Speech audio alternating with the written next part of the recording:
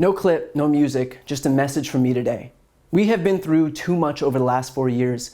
I'm standing right now in a country that I barely recognize, living under minority rule by a Republican Party that has sat idly by while their leader locked kids in cages and separated families in the United States of America.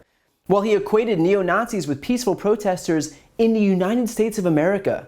While he fomented hate against Mexicans and Muslims, while he abandoned Americans in Puerto Rico after a hurricane because there was no electoral benefit for him, while he told minority women serving in the United States Congress to go back to where they came from, while he expelled trans Americans from our own military, while he coddled dictators and authoritarians like Kim Jong-un and Putin and Erdogan and Mohammed bin Salman, and yet alienated our friends and allies, while he tried and continues to try to take healthcare away from millions upon millions of Americans, while he undermined confidence in a free press and tear-gassed Americans for exercising their First Amendment right to protest, while he threatened to jail his political opponents, while he pilfered American taxpayers to line his and his family's pockets, while he surrounded himself with criminals and grifters, many of whom went on to serve time in jail, while he hid the dangers of a pandemic and allowed it to ravage this country, killing nearly 250,000 Americans, while he's left the economy in ruins and jobs decimated, while he's taking credit for the accomplishments of others and deflected blame for his own failures,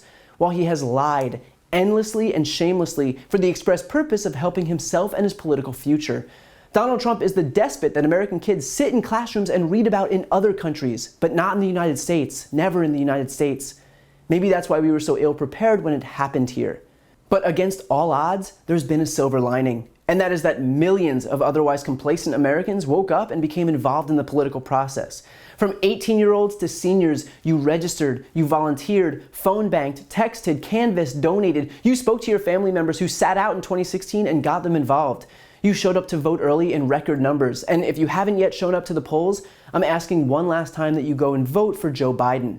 Joe Biden may not have been your first choice, but he's the only candidate running who believes in what this country is supposed to represent. He believes in science, and he'll defer to it to get this virus under control. He understands that climate change is an existential threat. He realizes that we need to expand access to healthcare, not limit it. He recognizes that the best way to stimulate the economy isn't by kowtowing to fossil fuels, it's investing in renewables, which is the fastest growing sector in this country. He listened when activists and victims of police brutality decried a culture steeped in systemic racism. And finally, he's a man whose identity was shaped by loss. And for a country in mourning, a country that has lost more than 230,000 Americans and continues to lose 1,000 people a day, that's important. Because despite what Donald Trump says, no, this is not a 10 out of 10. It's a disaster unlike anything we've experienced in our lifetimes. Joe Biden understands that.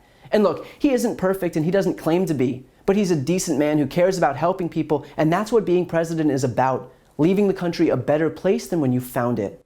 So if those things are important to you, then vote. Vote to protect the most vulnerable among us. Vote to protect future generations who rely on us taking action now to save the planet. Vote for the women who deserve agency over their own bodies. Vote for the LGBT Americans whose rights to marry the ones they love would be put at risk. Vote for the students who shouldn't fear for their lives in schools because of gun violence run rampant.